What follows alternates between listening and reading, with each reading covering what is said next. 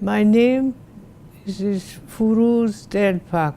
I was born in Tashkent, where my father was consul in Uzbekistan in 1931.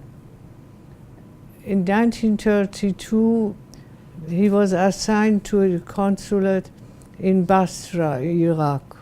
And when we were in Iraq, in Basra, Reza Shah, who was the king at that time, assigned him to open a general consulate in Hamburg because there was no consulate in Hamburg. And in each country was assigned, first he learned the language. And Reza Shah assigned him because he knew he would be capable of promoting the trade relationship. This is my father and this is my mother. My father at that time, he knew French so well that nobody could understand that he is not a Frenchman. The diplomatic language in Iran during my father's generation was French. It was a lingua franca. And my mother, she went to the American Missionary School in 1917, and then also to the Jeanne d'Arc, that was a French school. At that time, it was very seldom that somebody could know so many languages. We went all to Germany, and he opened the first general consulate in the Alte Rabenstraße, which still exists, but the building has been ruined in the war. And he promoted the relationship with trade with Iran because Reza Shah wanted to industrialize and he needed roads and railroads. And they needed the expertise of the Germans. This is the consulate, the first general consul in Germany. Alte Rabenstraße, in front of it was the chancellery. And behind it and on the second floor was the private part. And we could reach in from a backyard, from another street. I went to kindergarten in Germany. I don't remember anything about the rise of the Nazis. Yes, I have positive memories. When we came back from kindergarten, I do remember when we came back, it was very late. We had a picnic in a park somewhere. When we came back on the bus, the kindergarten teacher started to sing Guten Abend, Gute Nacht, the lullaby from Brahms.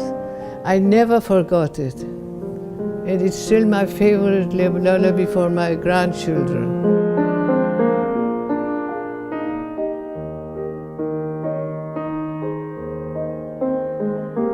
Each Sunday, my mother took us to the museums.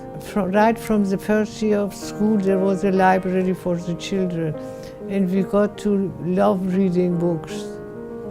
And it's still my hobby. Willow in Hamburg, which is famous, the branches come down to the ground, and the leaves are bigger than the usually willows. And one day I remember from kindergarten, it started to rain. The teacher took us under the tree until the rain was finished and it was dry under the tree. I was about almost 3 years old. I was sitting in the Mercedes before the general consulate, waiting for the driver to take me to the kindergarten. I remember that it has a window, it separated the driver from the people who were sitting, and there was a vase with flowers in it. I saw two men, very tall and one very short, going around the car. The next day it was stolen, and I told my father that I saw them. They took me to the police station, and I had to identify the two. I was almost 3 years old. In 1935, it was the birthday of King Reza Shah. I was about 4 years old. This is Reza Shah. This is the telegram that Hitler sent to Reza Shah for the New Year, our New Year. Seine Majestät, Shah von Iran. He wants to wish you a happy New Year and progress. Yes, we had a privileged life. For me, it was normal. But my older sister, she knew that she's privileged. I didn't know that we are privileged. First, I started with the violin, but it was too hard for me. So we switched to piano. We had a special piano teacher for children. We had very good music teachers. And I didn't have any negative memories. The only thing which was negative was in the last years when the rising of the Nazi power. And then we went to 1 year in Belgium because my father was chargé d'affaires. And then we went to Berlin. He got an orden from the Hitler even. Zustimmung, that means with the acceptance of the Führer and Reichskanzler Adolf Hitler, to show our gratitude for the services General Consul Hosseini Delpak had, and it is a first class organ. But in 1937, we were in Berlin, and then we started to understand that something is wrong. Because when I went to school, the teacher told me not to sit next to my friend. I said, why? He said, because she's a Jew. It was 1 year before the war. It was the first steps of the pogrom. And one night, we woke up from a sound. It was the smashing of a store window from a deli opposite our house. And when we asked, he said, because the owner was a Jew. And we had befriended him because we had a Muslim religion. We have many affinities with Jewish religion. And we befriended him, and I couldn't understand what's happening. But my sister, who was older in the lycée, she said that when they had a break for lunch, one of the girls took the lunchbox and threw it away. And my sister complained and said, why did you do this? She said, because she's a Jew.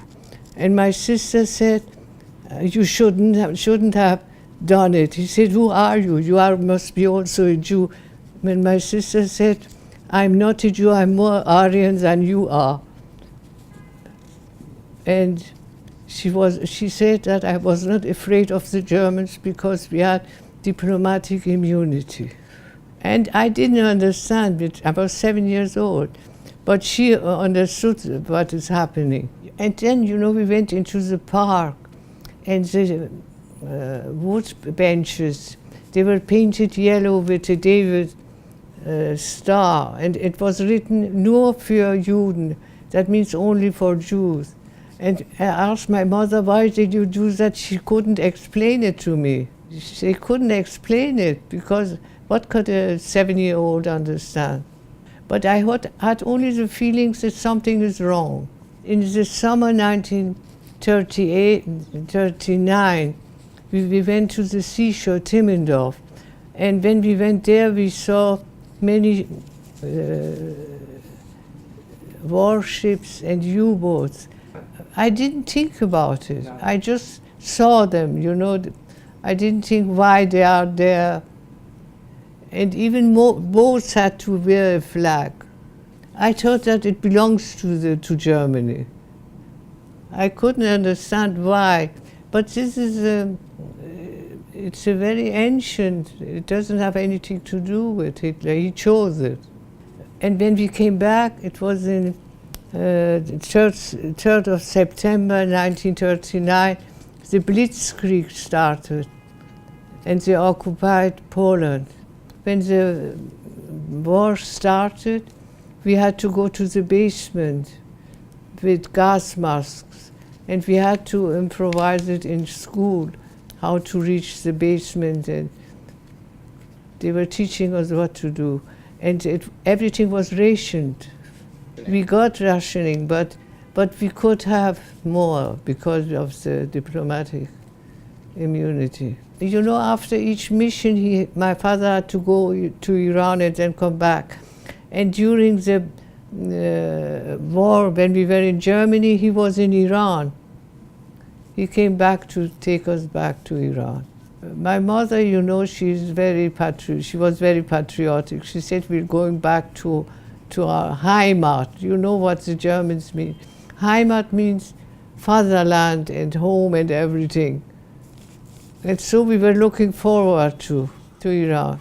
I was looking forward to, but my older sister, she was not so happy.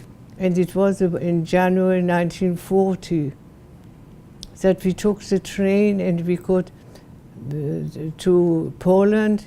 And when we reached Poland, it had been occupied already by the Germans, half the northwestern part. And when we entered Poland, SS officers came into the coupe of the train and closed all the shutters and windows so that nobody would know what's happening in Poland. And we reached Latvia and Riga, and from there on, Russia had non-aggression pact. It hadn't started the war. We took the train to Russia, to Moscow, and we arrived for the Orthodox Christmas because it's 10 days after the Christian. And from there on to Baku, and from Baku we took the ship back to Iran. When I grew up in Iran, we got the news and then we were horrified. But I have a lot of friends which were all Jewish. And the king was he loved the Jewish people and he was very good to the Jews.